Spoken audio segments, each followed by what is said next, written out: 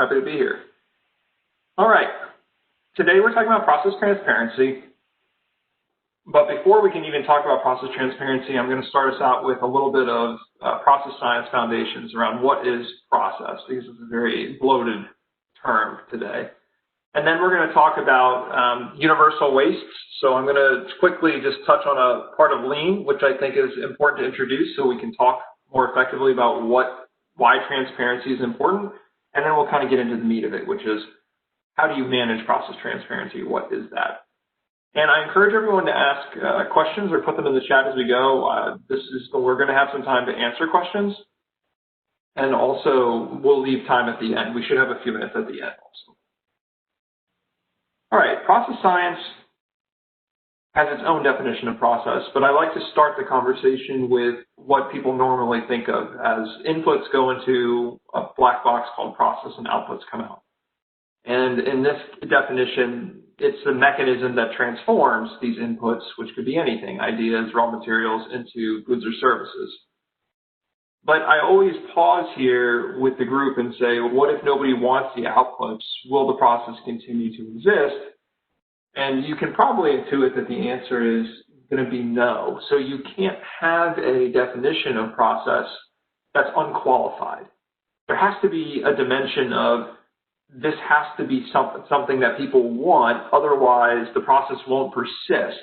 And that really, you're not going to find processes out there in the environment that are just randomly generating things with no qualification, because it's not really a stable state of affairs. So at Cavi, and also, in process science, we talk about process as the mechanism that transforms energy into value. And energy can be anything. Again, an input is more mechanical, where you can pick anything and say, this is an input, but really what moves processes, what moves mechanisms is energy of some kind, which is, it could be labor, it could be capital, it could just be, actual energy in the chemical sense, kinetic, heat, things like that. But then the mechanism transforms whatever the energy is into a valuable output. So this is the actual definition of process, where it's the mechanism that transforms energy into value. And if we think about what are some business examples, you can name a few in your head. I put a few here. There should be no surprise that we think about what is a process: sending an invoice, preparing a proposal, onboarding a new hire. This all seems fairly routine. Now, if you kind of look at it against the definition of, well, there's energy going into these processes and values coming out, you already start to need to put on the lens of what is the value? What is the output that's actually valuable and sustains the process in perpetuity?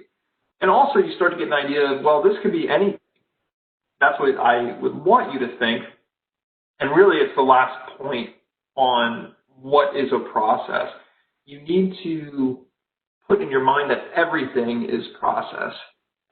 In our world, energy is moving all the time. Energy is getting fed into business processes. It's basically anyone that anyone has any interest in. I'm putting money into this. I'm assigning somebody to work on this.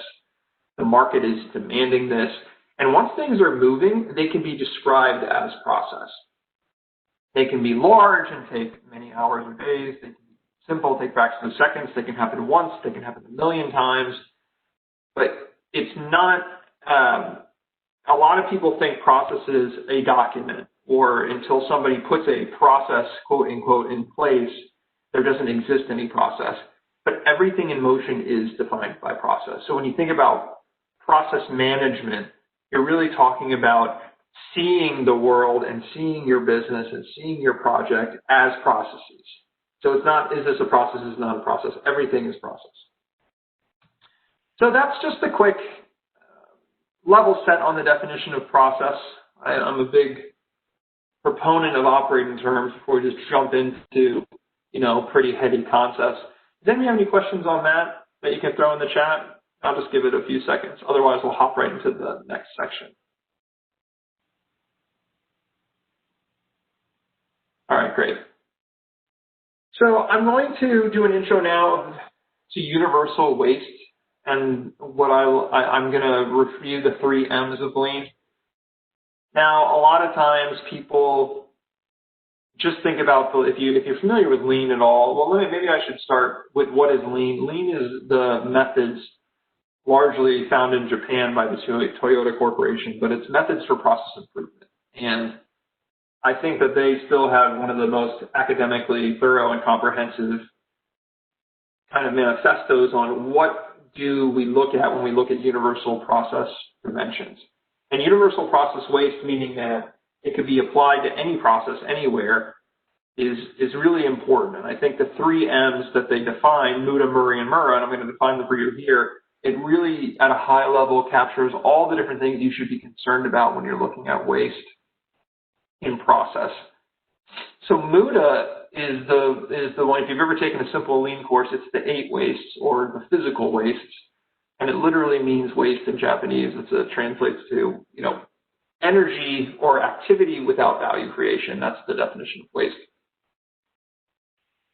And it's the simplest for people to learn because it's very tactile. You can kind of look around your work environment or your physical environment, and you can see the 8 wastes sort of in motion. You can see them over here in the acronym that I like to use, the Tim Woods acronym. So it's on the right-hand side of the slide: transportation, inventory, motion, weighting, overproduction, etc.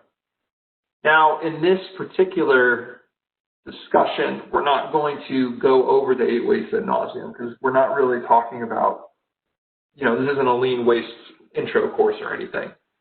But the idea behind these are things that are happening constantly within processes in the operating environment. And if you see them, it's typically the manifestation or the symptom of larger types of waste going on in your organization. So it's just physical waste, stuff that that has to happen in business or often happens in business in pretty large amounts, and customers are not willing to pay for, essentially, is the good meter stick or the litmus test for, is this physical waste. And when you do process management, if you're in the Lean school of thought, you're always looking to identify waste and cut it out of your processes or cut out the process parts that generate waste.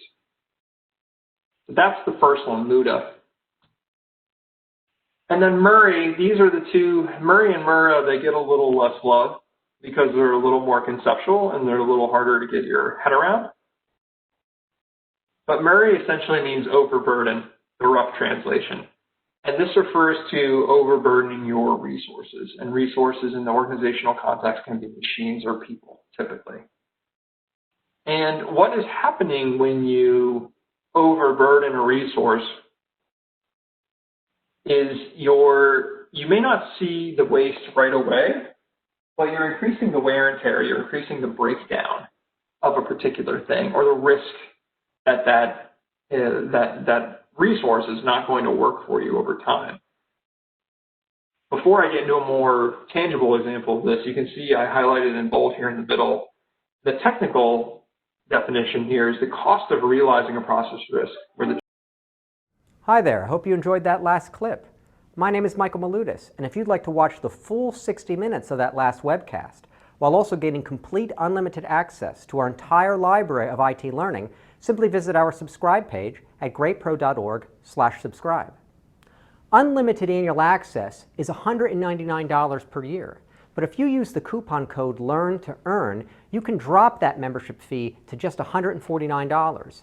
That's less than $13 per month for unlimited access to over 1,000 hours of on-demand career development, covering the entire spectrum of IT management best practices, including business analysis and requirements, software development, quality and testing, risk management, process improvement, project management, and even digital transformation.